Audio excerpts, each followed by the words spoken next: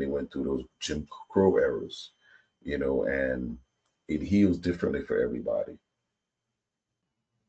So when you look at the two different countries, America and you look at South Africa, what they did to black people, because what what's basically going on here is with America having the one drop rule.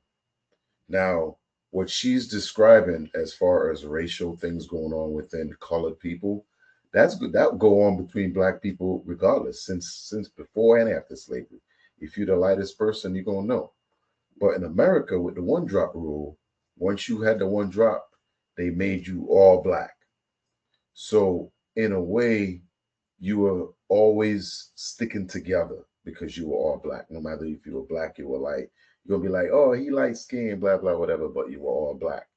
Where in South Africa, they separated the black from everyone else and made them two different.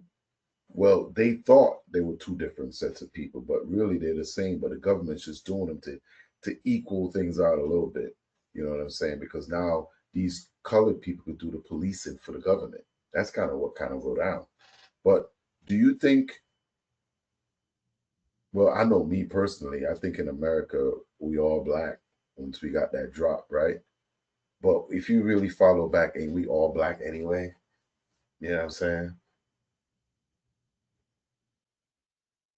Think it's so important to understand the difference between what colored was in America versus what colored is in South Africa, so we can actually understand like what the conversation is being had. So let's talk about America first. Specifically like Jim Crow and back. Colored in America used to be anybody who wasn't white. So, quite literally everyone Yep. fell under this term, which is why it's so offensive because it was a generic term for people of color. When you hear colored used in the history books, just think people of color because that's essentially what they switched it with.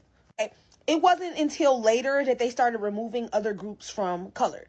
Asian people were the first group to be removed from colored, and then Native Americans were the last. And so then colored